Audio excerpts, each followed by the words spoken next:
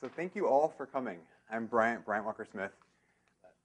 Delighted and honored to introduce the Honorable Rodney Slater. I stopped by the library just before I got here to pick up the New York Times. For those of you unfamiliar, this is a newspaper. It's sort of what you see online, but so headlines: signals on radar puzzle officials and hunt for jet. Huge recall by GM sets off painful questions on crashes.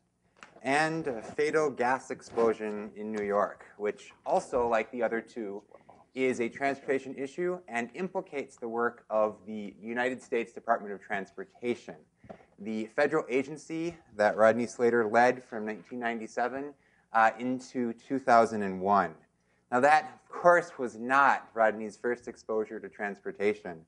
At the age of 6, he was working in the cotton fields of Arkansas to earn his own money to buy his own red Schwinn bicycle. Now, he didn't stop there. He went on, earned a law degree. He chaired Arkansas's State Highway Commission. Bill Clinton appointed him to lead the Federal Highway Administration at the beginning of Clinton's tenure. And then by 1997, Rodney led all of the U.S. Department of Transportation, which was a disparate collection of various federal agencies. Now, among his many accomplishments there, he articulated the principle of one DOT, an idea that maybe a big collection of people should think about ways to work together. It might be useful for Stanford. He helped usher through a major highway funding bill called T21 that started to realign priorities for transportation funding. And he expressed the idea that transportation should be about much more than just concrete, asphalt, and steel. Now that's why I'm really excited to hear what he says about the future today and talk to him a little bit more about his perspective, about what truly transportation embraces. So would you help me, please, in embracing Rodney and welcome him to Stanford. Thank you. Thank you. Thank you.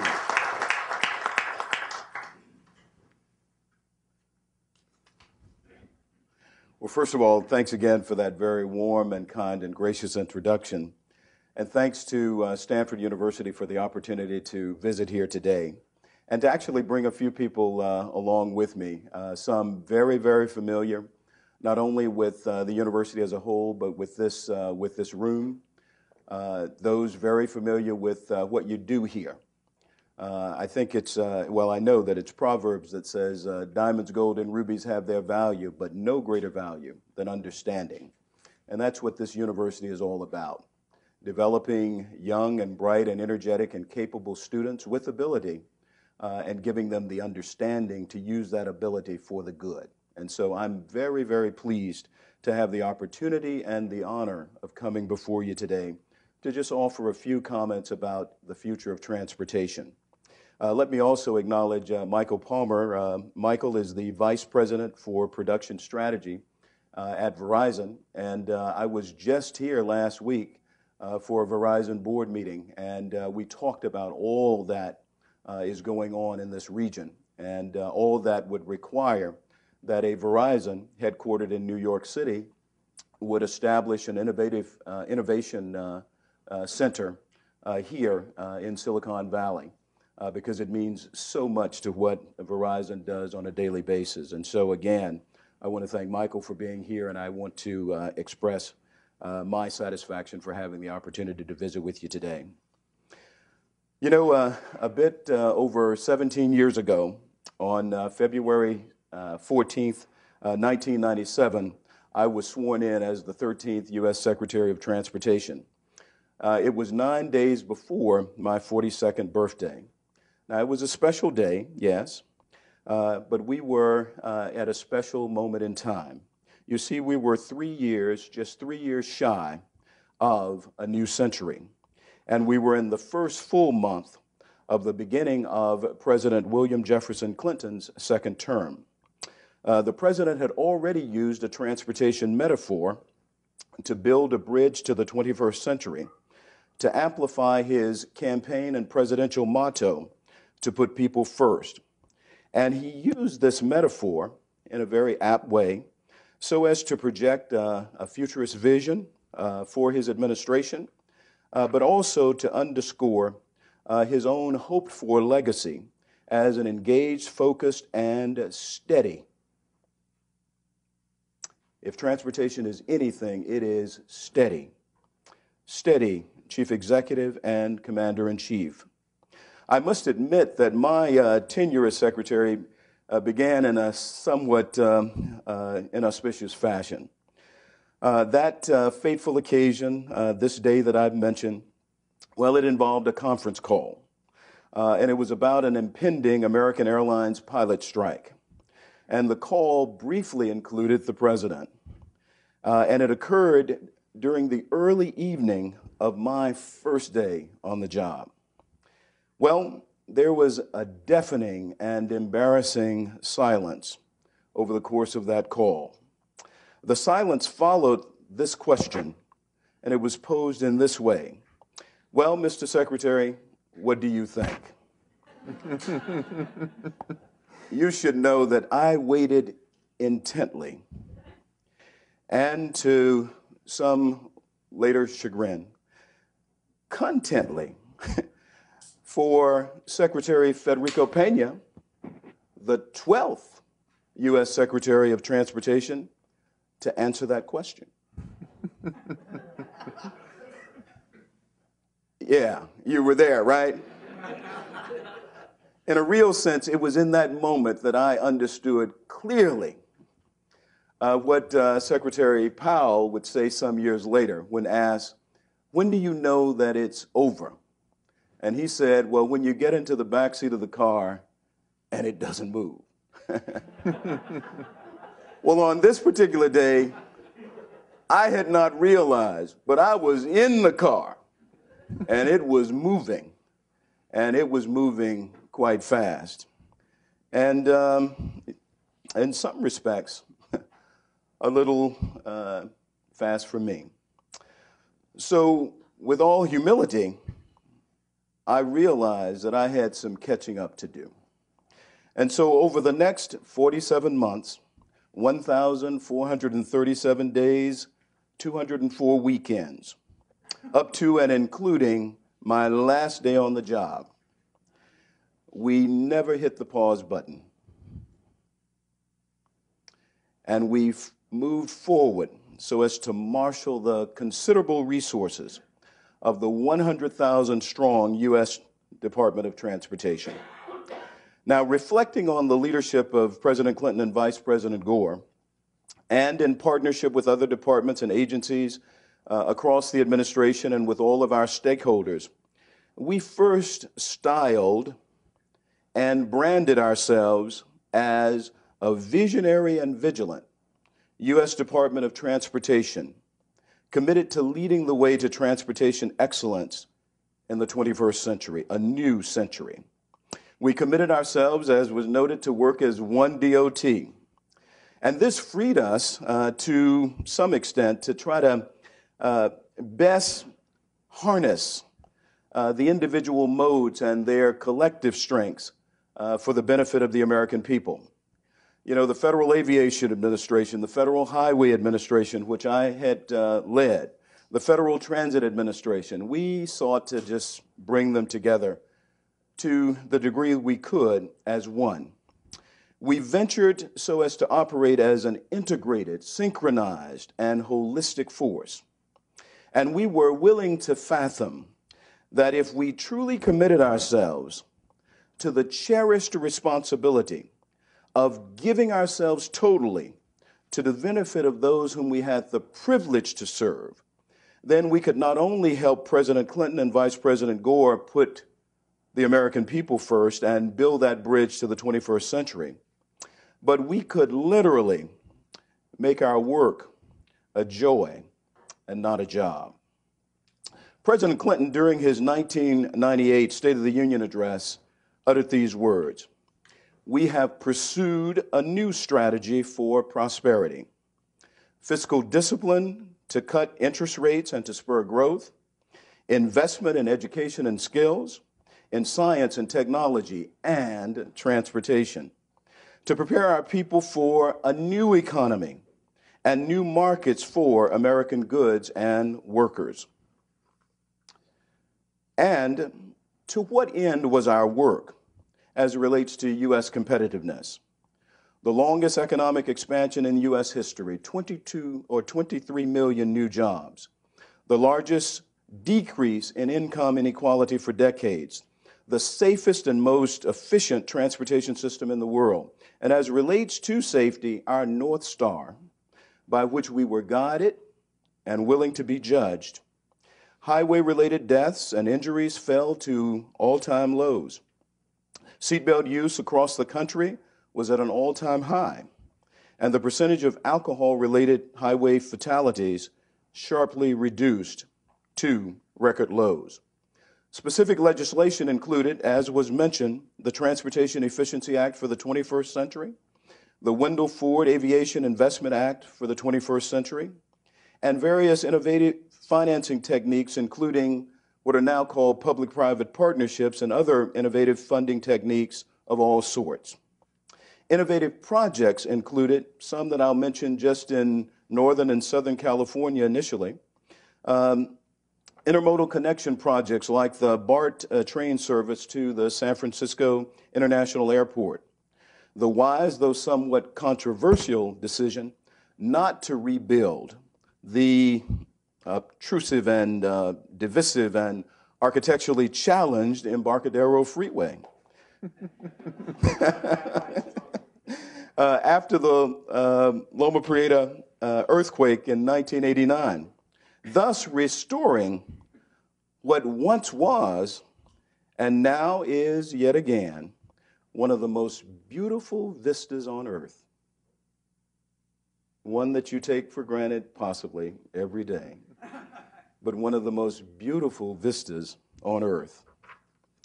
Livable communities and that Mission Street project down the heart of the city of San Francisco. And Mayor Willie Brown was right at the center of all of this, as he is at the center of most things that he's involved in.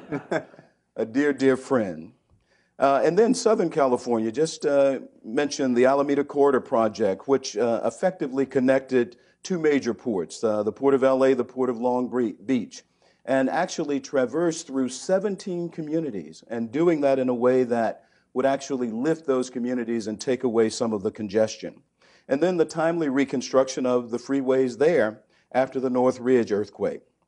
Now, all that was going on that was good was not just in the great state of California. Let me mention, for the sake of New York, the Jamaica-Queens rail service to JFK International Airport, or in our nation's capital, the rail service to the Ronald Reagan Washington International Airport, or the $16 billion Central Artery Third Harbor Tunnel in Boston, or the collective transit, road, aviation, intelligent transportation system investments in Atlanta as we prepared for the 1996 Summer Olympics, and in Salt Lake City as we prepared for the 1998 Winter Olympics.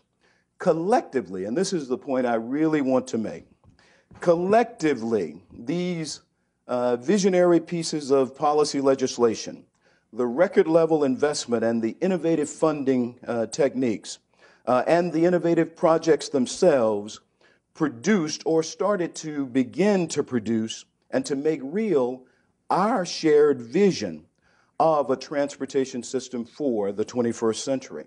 That's why I mentioned all of those intermodal projects. You see how we started to really bridge the divide between and among the modes of transportation.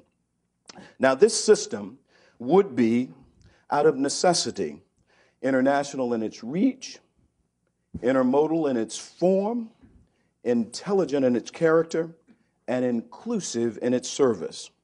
And the vision for such a system could not become a reality and would require, first and foremost, the establishment of an environment of innovation. That's what Stanford is. This is an environment of innovation, and the results are manifold.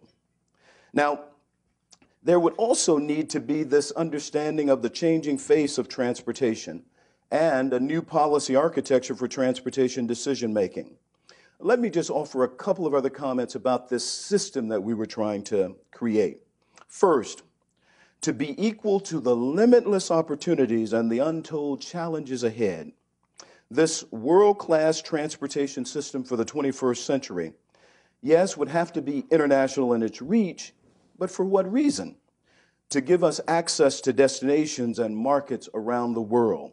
That's what NAFTA was about in many respects, and that's what the Trans-Pacific Partnership and the trade engagement that we're now involved in with the EU. That's what that's all about. So giving us access to those markets around the world. And this basic idea of giving us access was the reason why we had the Safe Skies for Africa initiative, or the Partnerships for Safer Skies in Latin America. The initiative and the partnership were designed to provide infrastructure for those regions of the world, but to also foster travel and tourism with Africa and Latin American countries, and to better connect those countries to the world, and to better connect those countries, especially to the United States.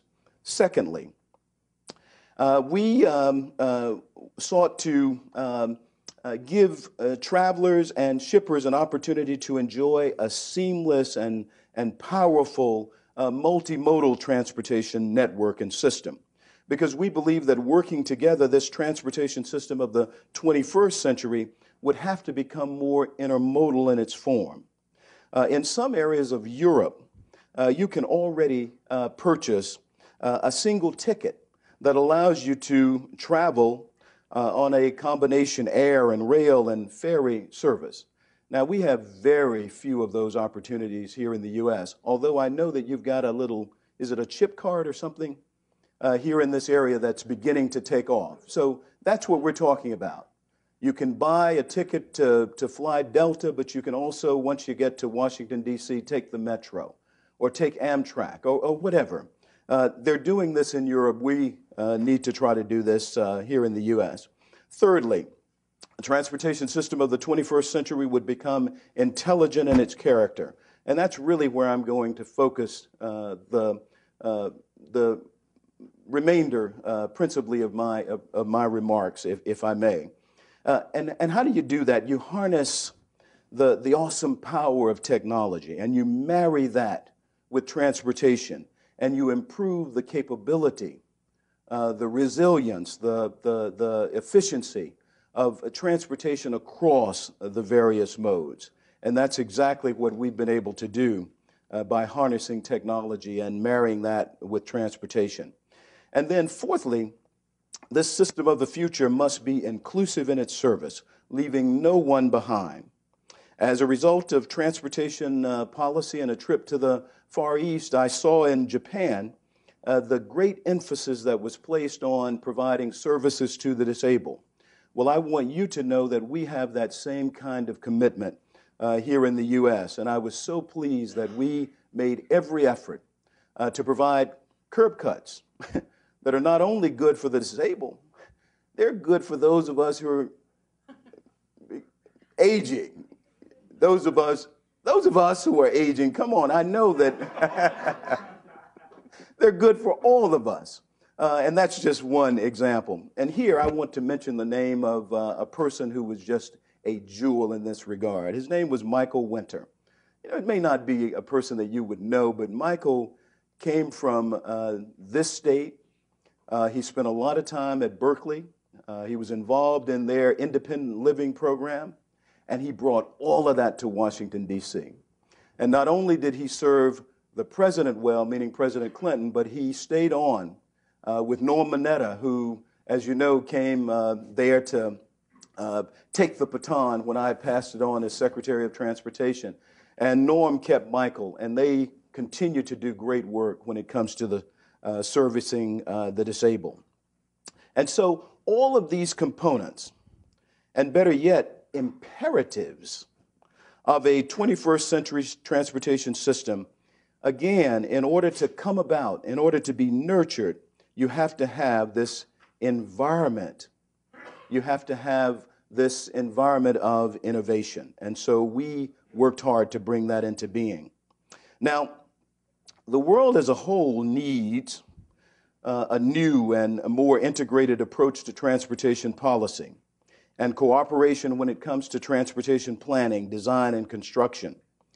And transportation leaders and stakeholders need to better understand and appreciate the changing face of transportation, not only here, but also around the world.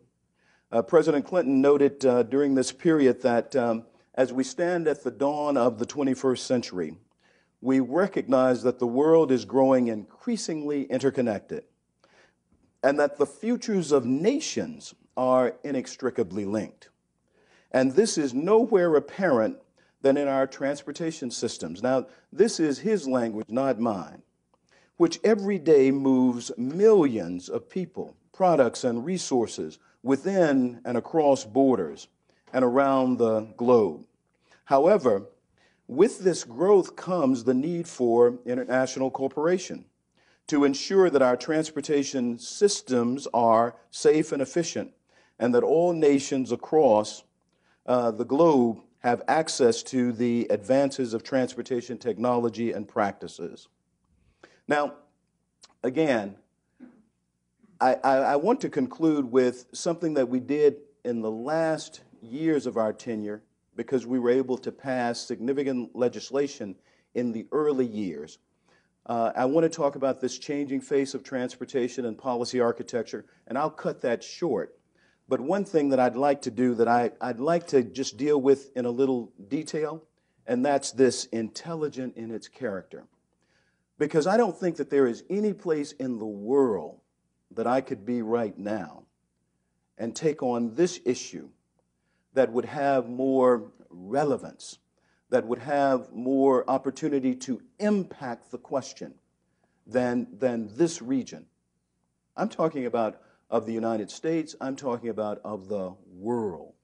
A system intelligent in its character. I've often said that transportation is about more than concrete, asphalt, and steel. And there is no issue that speaks to that more than this whole question of a system that is intelligent in its character. And so, quickly, when we talk about the character of someone or something, we're basically talking about the essence of that person or thing. We're talking about what it represents at its core, in its soul. Well, here, I mean just that. And so I submit that in a very real sense, those students here that are participating in the Stanford Center for Automotive Research, you are dealing with these very, very issues as relates to the character of transportation. And I would say that even as relates to the law school as well. And it's multidisciplinary, you know, the engineering school, but let's go with just the Center for Automotive Research and the law school. Because with the law school, you've got to answer some very difficult questions. Questions dealing with privacy, questions dealing with security, questions dealing with access, okay? But intelligent in its character. Well, it clearly means, again, harnessing the awesome power of technology to enhance the safety, efficiency, capability, and efficiency and capacity of the system. Intelligent in its character, the Intelligent Transportation Congress and ITS America established to focus on this particular question. Using the yardstick of harnessing the power of technology to enhance the functionality of the system, it is possible that the most important thing that occurred during the Clinton administration was not all of those laws that were passed that I've mentioned. And I ran through quite a comprehensive list. And they represent hundreds upon hundreds of billions of dollars. You see, it may be that the most significant thing to occur was actually a presidential decision directive, an executive order. Now, I mention that because President Obama is taking some heat now about using this power, all right? Well, I'm telling you, it is power to be used, and it is power that can truly make a difference. And I use this example to make my case. President Clinton issued an executive order that allowed for the civilian and commercial use of a more sophisticated and reliable and accurate form of satellite navigation technology, GPS. And this is what he had to say about it at the time. He said, "The same technology that helped our troops succeed in Desert Storm will bring us safer air travel throughout the world, improved transportation on our roads and highways, and faster response to emergencies by rescue vehicles. And it will help American industries lead the world." There is no place on earth, no place in the U.S., more so than here, dealing with this question. And it's touching all aspects of transportation. And that's why Verizon is here. That's why all of the automotive companies are here. This is a big issue. This is a major moment. And this is the right place, this arena, for this issue to be resolved, worked through, addressed, and moved forward. Now, it was reported at the time that what the president had done would probably add at least an additional 100,000 new jobs to the economy by the year 2000. Well, it's added that and many, many more. Indeed, increased computing power, mobile communication networks, and big data are welcome developments, and they hold the key to our future leadership when it comes to transportation investment and deployment. And just a couple of examples. In aviation, air traffic control, or the Next Gen initiative, it relates to this issue. And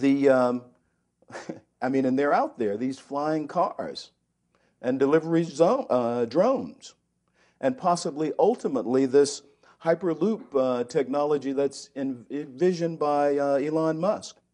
And as you know, Amazon and Jeff Bezos, they're the ones talking about the drones. And just last week, Facebook was talking about the drones. All of this is happening here through voices that live here. Surface transportation, smart cars, communications from vehicle to vehicle and vehicle to infrastructure, all of that related to this question. The effective use of technology will bring online possibly this conducting maglev system in the Northeast Corridor that may get us from Washington to New York in roughly an hour, much faster than taking a plane. And it goes on and on and on, intelligent in its character. In essence, as noted at a recent event at Harvard, where our CEO, Lowell McAdams, was the speaker, this is at the backbone of this future system, a system that is intelligent in its character, and the communications industry will play a very, very important role in that regard. Now, we're going to get into some questions. And during the time of the questions, I can touch on the other issues that I'd like to get to. But I have to tell you that if I did not stop right now, you might get some benefit as a result of my being here, but I wouldn't get what I need. I need to hear from you. I need to start to think about transportation in the 21st century, 2025, and beyond. You follow me? 2025 and beyond. And so I yield the floor, as they say, and I look forward to the questions and answers that we'll engage in, and I very much appreciate, again, the opportunity to come and to not only speak, but to listen and to learn as well. Thank you.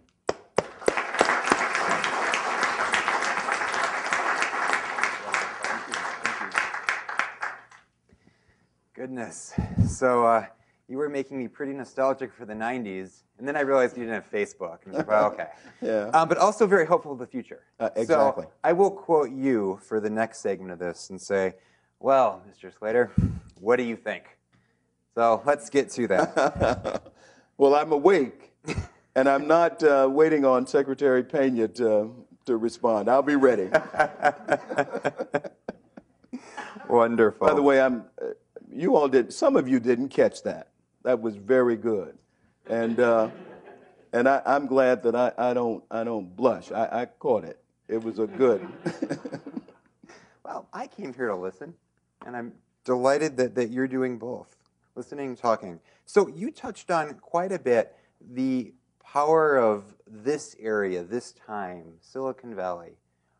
What differences do you see among D.C., New York, Detroit, Silicon Valley? What do people in each area, what are they missing, and what do they have that the other areas need? Sure. Well, first of all, I think even Silicon Valley needs a lot of what's going on in New York. I mean, it's the financial center of the world. You need what's going on in Washington, D.C. That's where policy and practice meet. I mean, Microsoft, for a time, didn't think it needed to have a presence in Washington. The same with my home state company, Walmart. But after a while, they realized, no, we need a presence in Washington, D.C. A lot occurs there, and we need to be a part of that process. And so I think that you benefit from both of those areas, but I think that they also benefit from you. I think it was Thoreau who said, it doesn't matter so much what you look at, but what you see. Right? And you have a unique way of looking at things in a different way. I mean, I think it's just in your DNA. You're new, you're the newest part of I mean, everybody was coming here, right, to try to find it.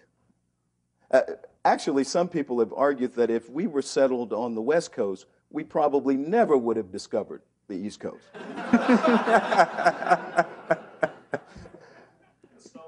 That's right, that's right.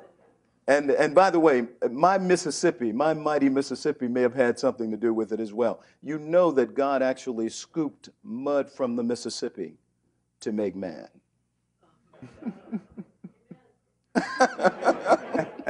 Anyway, I think that all of those areas need you. I think you need them. And I think that's really the strength of America. And so I think that you have a different way of thinking occurring in all of the places that we've mentioned. But just as we had to bring transportation together as one DOT, we are stronger as a nation when we work together as one America. So tell it to us bluntly, because we can take it. What are we missing out here in Silicon Valley?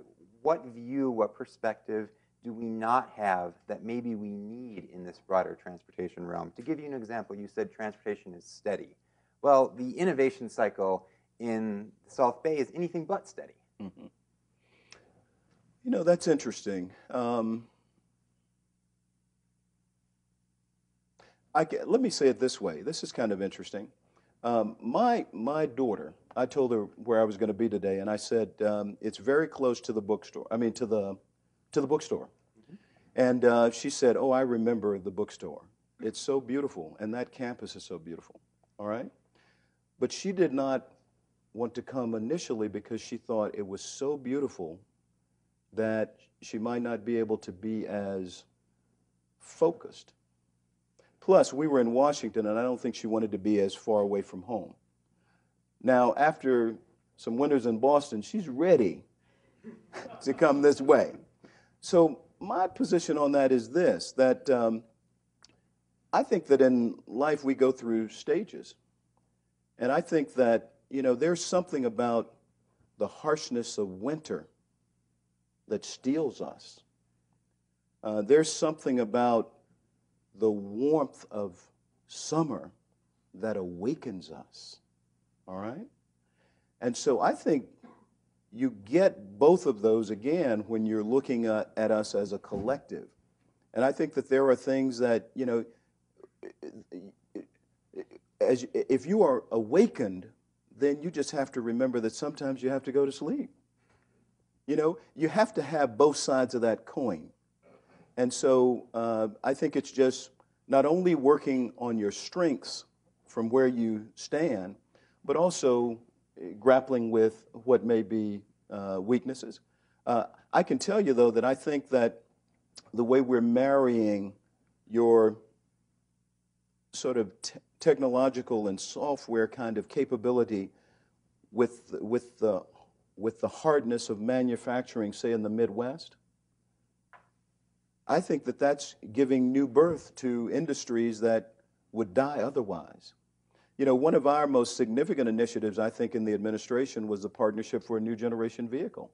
And it was designed to do just that, to bring an industry principally headquartered in Detroit that was no longer competitive. I mean, our lunch was getting eaten. Our dinner was getting eaten.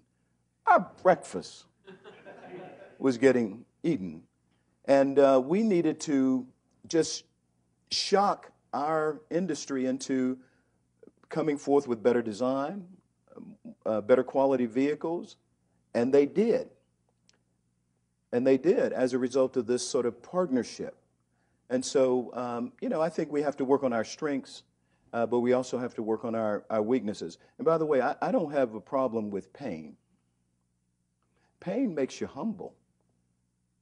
Pain also helps you to remain awake and to realize that you can't take certain things for granted. We have survived as a being because of the threat and the actual reality of pain.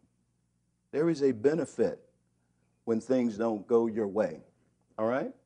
You mentioned how I bought my first bike. That is a humbling reality. And it helps you to always understand and appreciate the value of a dollar. That right there is a message to Silicon Valley. If I were to ask you, what one request, what one message would you give to the technology communities that are here, what would it be? Well, I didn't really think about one thing until I was sort of concluding my remarks. And I did kind of truncate them at the end because I wanted us to get started. But our work, we had the luxury of passing good legislation, and we were celebrating our 30th anniversary as a department. So I started telling our team that we needed to try to think about the next 30 years.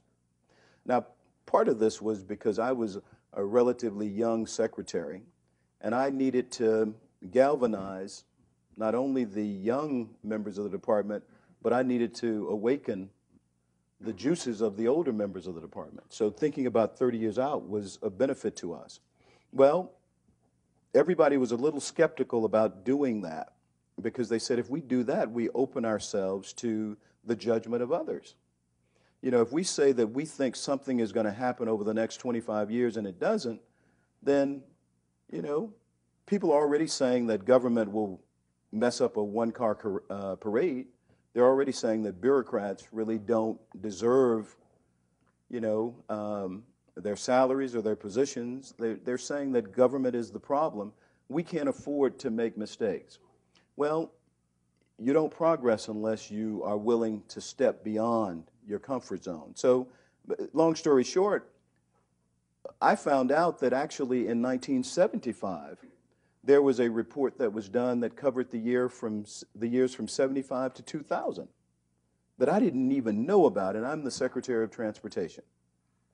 Now, I'm sure that some of the career staff had probably been looking at this document to pull out things that would be of benefit to, you know, our team, but I'd never seen the document.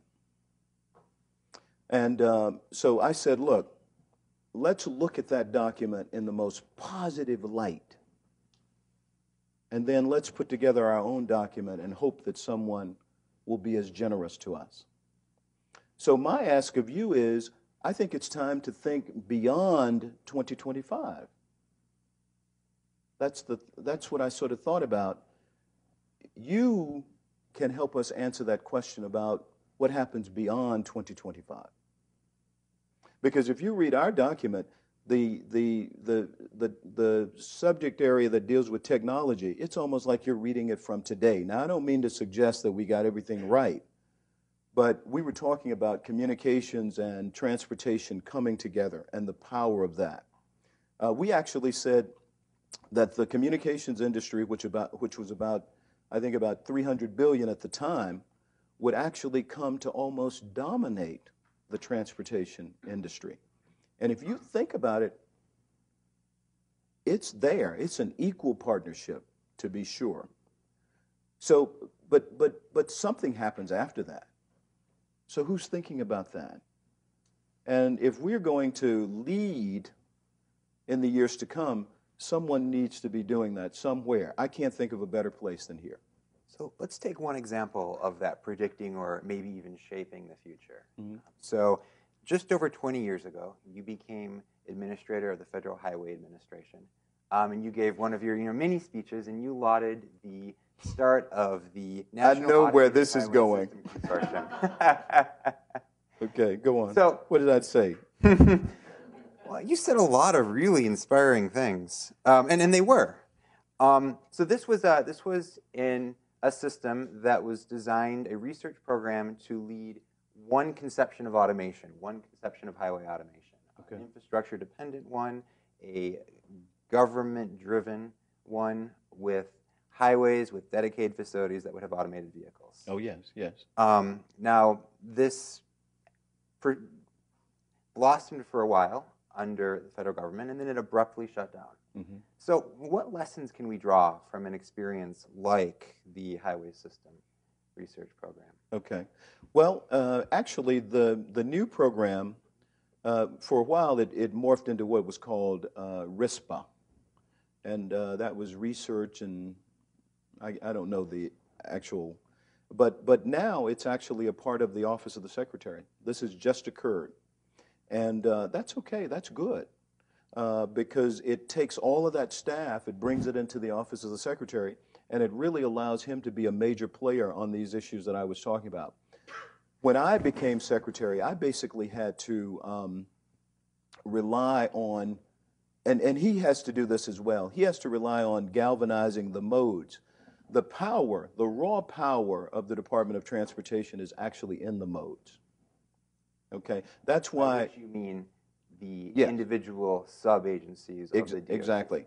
FAA, FTA, FHWA, that's where it is. Because when the department was established in 1967, during the Johnson administration, it was a collection of agencies, much like Homeland Security is today. And this is the most recent example.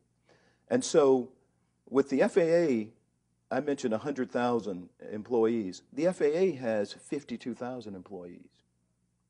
The Coast Guard that used to be in the Department of Transportation had 35,000 employees. Now, my agency, which was the Federal Highway Administration, had 5,000 employees. But we accounted for 50% of the budget, you see? So the power is, it's there in the numbers, but it's also there in the money. And the thing about federal highways that's so unique is that every state has a division office of the Federal Highway Administration. That office deals directly with the governor, and it deals directly with the state transportation secretary. Okay? Now, I knew about that from my work in Arkansas when I was a member of the Highway Commission there. So I knew about the power of that post, but I didn't know about its power within the context of the Department of Transportation. Long story short, when Pena was recommended for Energy Secretary and the Office of Secretary opened, there were actually 4 or 5 secretaries of transportation around the country who said, we've decided to send a letter to the president asking him to appoint you. And I said, I would not recommend that. I've never, ever sought a position from the president. Our relationship is really not like that. And so I was... Is ours. That's right. And so I was a little reluctant, but they did it anyway. And then I thought about it, and I said, well, you know, I can see why they would, because our relationship was built on the movement of literally billions of dollars. So they got a chance to sort of take stock of my response to a request, you know, Republican, Democrat. I mean, that's the way that all played out. But this is what I want to get to. I remember saying to Secretary Coleman, who produced this other report that I was talking about, the 2025 report, I'm sorry, the 75 to 2000 report. He was in the Ford administration. And I said, Mr. Secretary, I said, you may have heard that there may be an opportunity that we're going to have a new secretary. What do you think about that? And do you think that it's something I should be interested in? And he said to me, he said, why would you give up the most powerful position in the department for the weakest? And I said, you know, I probably chuckled a little bit, but I was really serious about this question. And I said, well, what do you mean? And he said, you know what I mean. He said, just think about it. He said, where do you have offices? How much money does your, you know, and he walked through it, and he said, but having said all of that, I would say do it. And I would say do it for these reasons. One, if you've got a relationship with the president, that's worth more than anything else. And then secondly, if you can put together a vision that directs the energies, the aspirations, and the hopes of everyone across the department, that's how you do your job. He said, the power is the power. He said, but at the end of the day, a position is about authority. It's not necessarily about leadership. He said, leadership can come anywhere.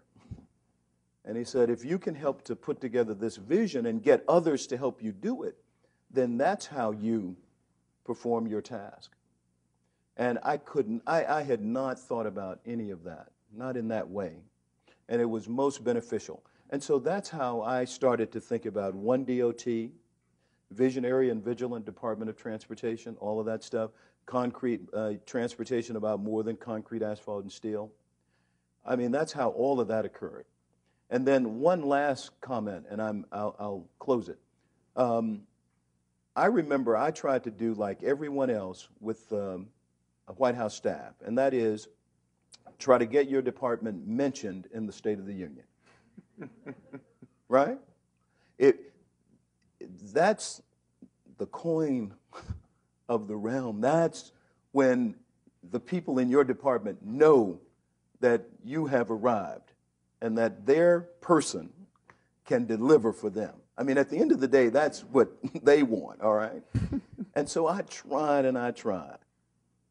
I was getting no response because the president's going to deal with justice, he's going to deal with state, he's going to deal with defense. You see where I'm going? He's going to deal with the big departments.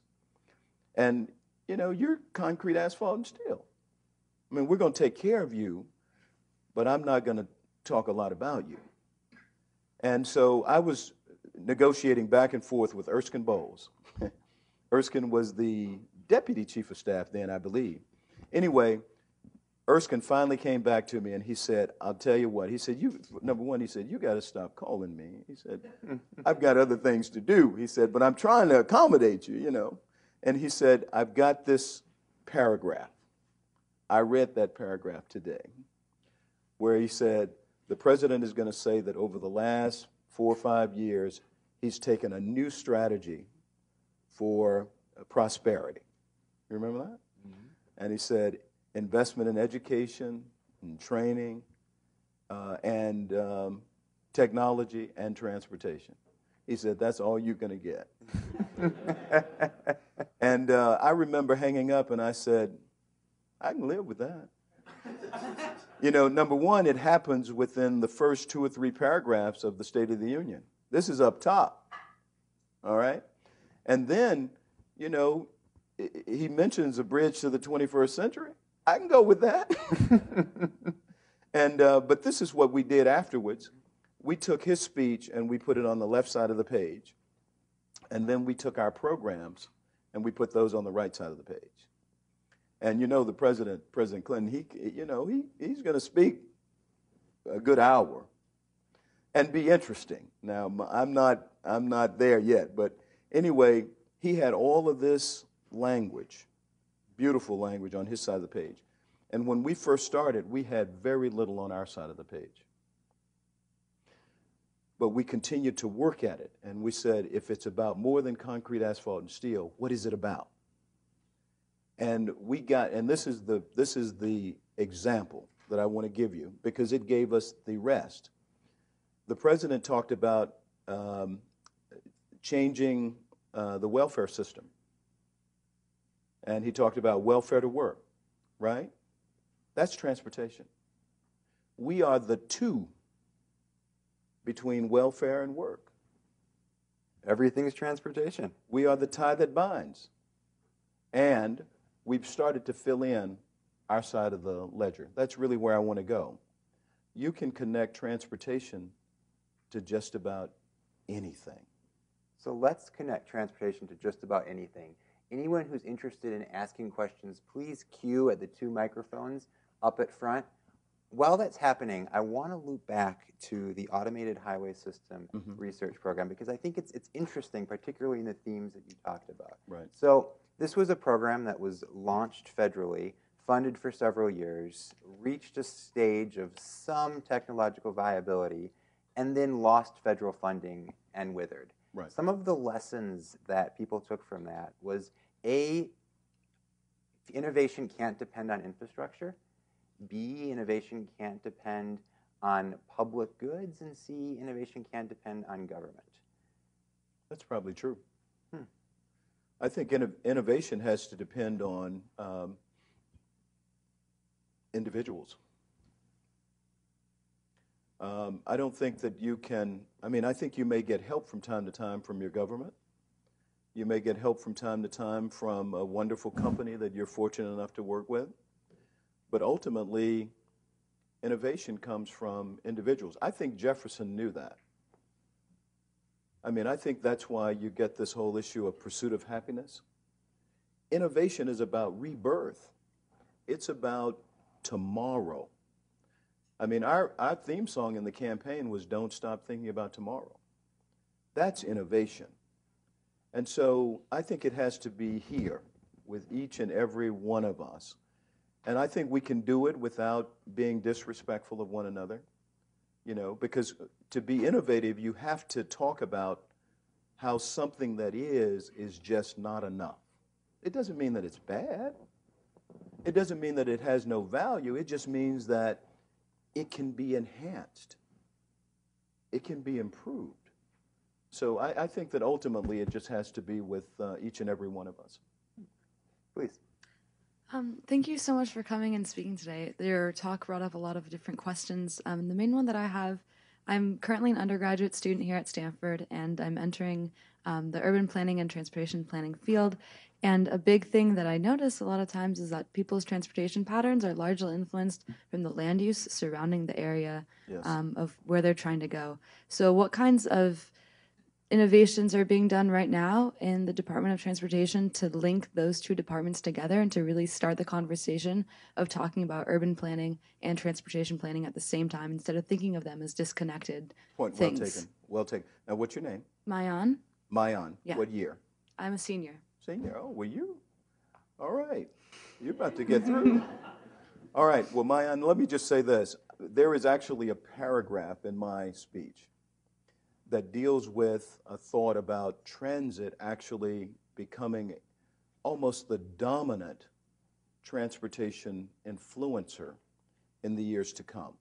And it speaks to this question of land use. As you know, many people are flocking to cities.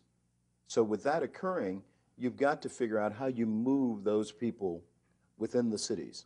Now, I think we've come to a point where we recognize you just can't continue to build roadways, right? Mm-hmm. So you're going to have to price that facility, meaning the roadway, or usually there's a median that's there.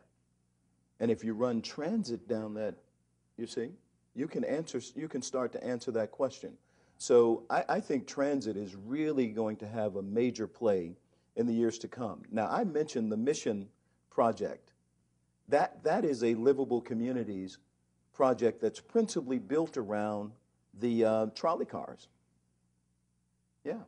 But look at what's going on both sides of that Mission Street. Transportation is really about real estate and real estate development. It's about property, just as you've said. And so I think the transit in the years to come is going to be a major force. And I think those of you who are really thinking about planning, that's great. And this policy architecture that I didn't get into the details on, it's all about planning. It's about collaboration. It's about bringing everyone to the table. And so, I think when that occurs, then you have better decisions, and the transit then gets a better audience. Mm-hmm. Thank you. Otherwise, it's highways. It really is. And highways has just sort of dominated our transportation thinking for a little too long, even though I'm a highway guy. Okay, thank you. Thanks. So thank you, Mr. Secretary, for coming, for listening as much as talking. It's fantastic. To date myself, I actually advised the FGDC on really? geospatial policy and was in the NPR offices, the National Partnership for Reinventing Government from Al Gore's time. Oh my, with the vice president. When the moment of thinking about multimodality and interoperability was upon us. Yeah. Two questions. One is, turns out that as an ex-Wall Street lawyer and banker, that we're doing something over in engineering to look at what I call sustainable banking that understands long-term horizons in tagging money with its meaning. You might want to come and visit and listen. I'd love to do that. Okay. Second, I had proposed in New York City what I called sub-X, meaning to underground small package freight into the subway cars. Using as content, it doesn't matter that it's transit for people or that's what Hyperloop is all about. That's the technology for that. And that's I'm right. part of the meetup with Hyperloop. So the notion that we need to rethink, TEA 21 and ICE-T did not fulfill their multimodality except for connecting rail yards. Mm-hmm. This idea of that we need drones to overcome the congestion so that the Amazon packages get to fill the landfills is a little bit fakaked, as my grandma would say. And so we who do we talk to, as in the NPR example? Sure. Where somebody can hear we're solving financing issues over there because banks, it's like Austin Powers, talk to the hand, the face ain't listening. Mm-hmm. Federal government, you have your SIBs, your state infrastructure bond banks that are not proactive enough in this innovation time. They're just refunding budgets. Who do we talk to about this innovation stuff? Okay. Who listens, doesn't come to talk, listens. I got you. First of all, give me your name. Bruce Cahan. Bruce, okay. Thanks, Bruce. Well, first of all, I think that there is clearly a role for banking and for private venture capitalist investors in this arena, and I think you're seeing more of that. That's where the whole public-private partnerships will come into play. I should have mentioned Secretary Fox's name much earlier. He is very impressive. He was the mayor of Charlotte, and you go to Charlotte. Charlotte is a new age city, and they've got transit. He also was very much into it's a unique sort of automotive company where it's much like, it's not like Zipcar, but it's it's in that space. But this is North Carolina now, and so he brings that kind of mentality to the job. He also has something that I did not, that Norm Mineta had, and that is, as a former mayor, you're used to making decisions, and you just make decisions. And I think that means that he's going to serve the president very, very well because President Obama has been talking about transportation in new and creative ways, and he just needs an operative, you know, because once he says it, he's got to go over here, right? But he has to know that it's being taken care of over here, and I think Secretary Fox will do that. He's got the energy, and he's very impressive. You should invite him here. That's one person you should listen to. Thank you. Okay. Good advice. Good afternoon, Mr. Secretary. Thank you for making the time. I'd like to use a case study to get your thoughts on how Silicon Valley entrepreneurs can more effectively engage with the pragmatists of government to be successful. And the case study I'd like to use is Tesla and the challenges they're having state by state just to be able to offer their product. Right. And most recently in New Jersey, right, where they were engaged with the governor's office, did believe that they were going to be in a position to continue to have the right to offer their product in that state, and the Transportation Commission just shut it down. Sure. So it sounds like you're somewhat familiar with it, but I'd like to give a little bit more context for the room in case they don't. Yeah. Is that when you innovate, there are winners and losers. That's true. And the losers have the choice to either try to catch up and exceed, right, or shut down and move on to a different territory. That's right. But in the world of politics, and I'm speaking from a parochial innovator perspective, in the world of politics, the moneyed incumbents have a significant advantage. And in this case, the moneyed incumbents are the auto dealerships, because they have money, they've been donating, and the politicians owe them for those donations. And they usurp kind of the standard innovation competitive landscape. Right. In our view, and I'll speak for kind of the Valley, in an unfair way. Yeah. I think Elon's response to the Christie administration's action was pretty clear, which he felt like they were negotiating in bad faith. Yeah. Can you comment on how can we be, and maybe it's even as simple as who do you talk to at DOT that enables innovators out here to be more effective in the transportation sector? And then what do you see as the role of a DOT in enabling that innovation to be successful in the market rather than have incumbents stifle it? No. Well, I think it's very important that the department be there for you. And I'll give you a few examples. I mentioned the Partnership for a New Generation Vehicle. I mean, basically, we could have approached that the same way that it's generally approached, and that is by just pressing the issue of CAFE standards. But what President Clinton chose to do was to actually meet with the Big Three and with labor and to say, look, can't we work in a new way to spur innovation and to bring about change? And they basically said yes. And the idea of the vote was discussed at that time. And I have to say this about GM. The objective was to try to get vehicles that would get at least 80 miles per gallon. It could be hybrid, it could be fuel cells or whatever. Not only did GM meet that, but they raised the bet.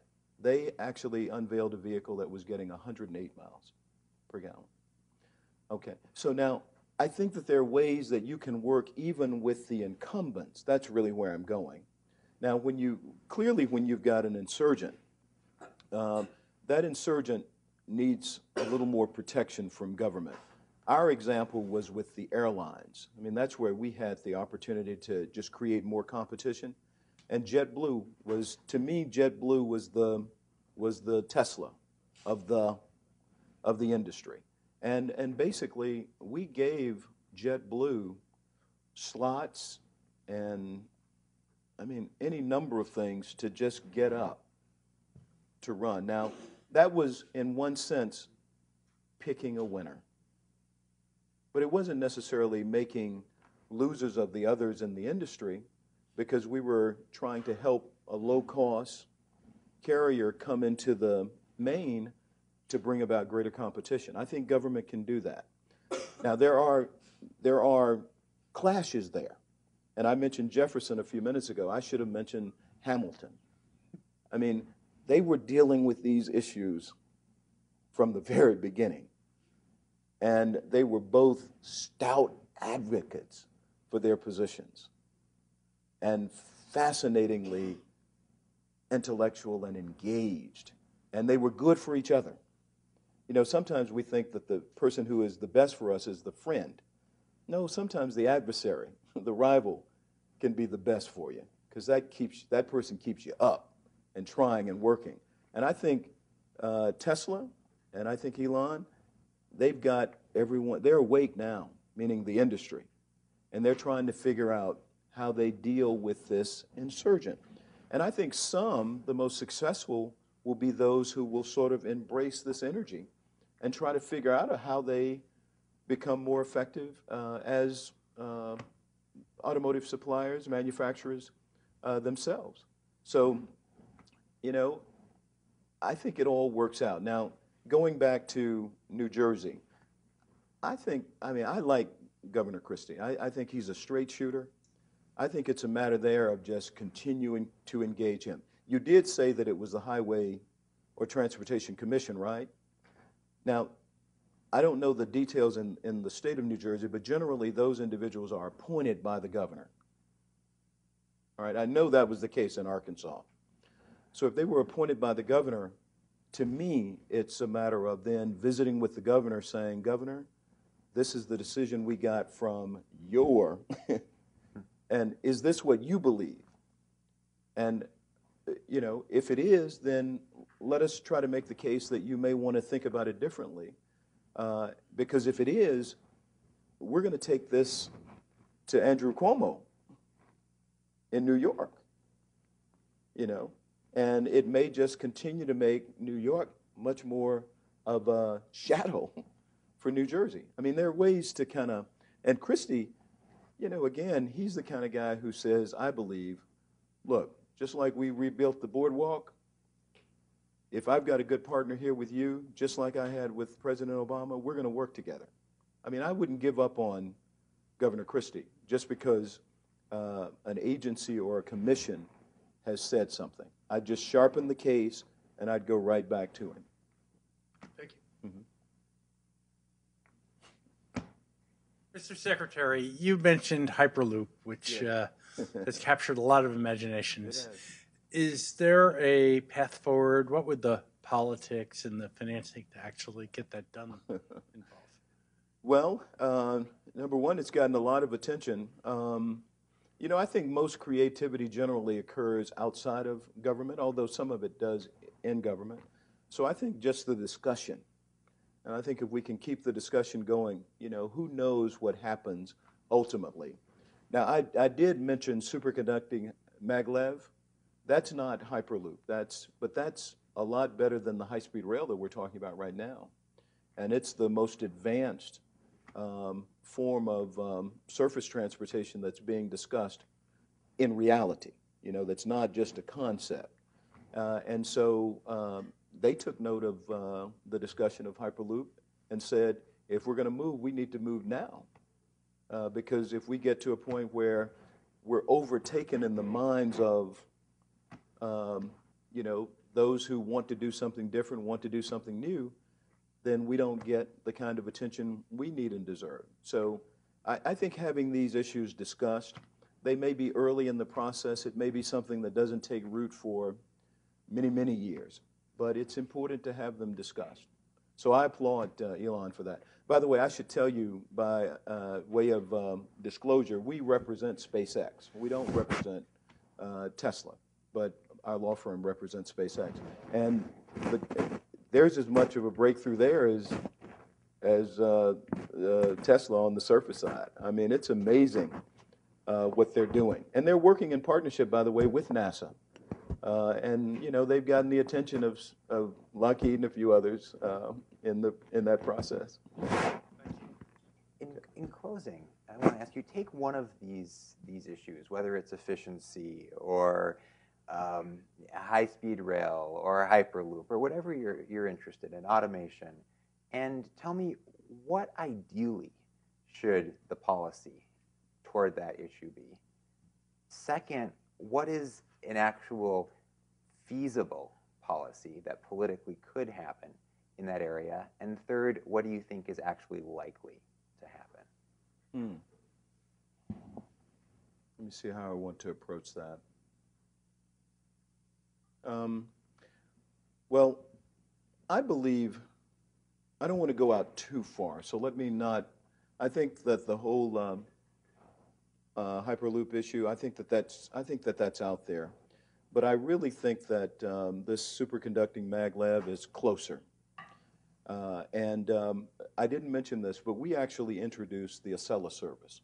And Vice President Gore was at the forefront of that and trying to bring on new generation, this next-gen technology for aviation. So he was very much a visionary and player within the administration and encouraged to be so by President Clinton. They had a wonderful relationship. But I think that we should have done more on the high-speed rail front. And I know that you've got an effort underway here. I mean, we brought a well, I know. Yeah, but you know what? I think they say that, but still, you're talking about 150, 200, right? 150? I think if we get up to those, most high-speed rail service is not 200, 250 miles per hour. It's not. It's 150. It's about that. I mean, I'm talking about across the globe. You've got some bullet trains, but those are the exception. That's not the rule. And in 2000, when we brought a Acela service online, which is roughly about 145 miles an hour between Washington and New York, and then from New York to Boston, you can get up to as high as 150, 60, depending on the track and that sort of thing.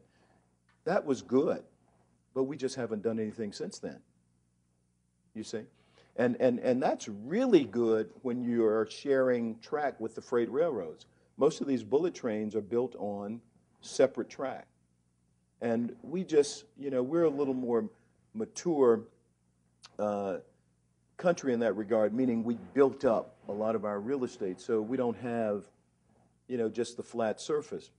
Now, between Nevada and some parts of California, you do have a lot where we may be able to get new track and get high-speed rail, but I just think we need to do something in that area.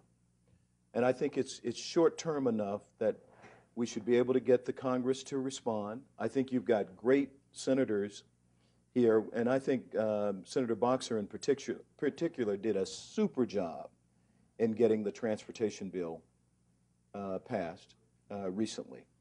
I mean, you've got her, you've got then Senator Feinstein, who's in the news now dealing with all of the data, right?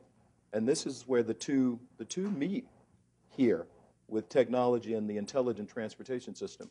So I think you've got the political power, the intellectual power to actually move on some things that could have results in the short term and set the stage for the long term as well. So my thanks are thanks to you and to the audience for an overtime discussion. Okay, thank you. Thank you.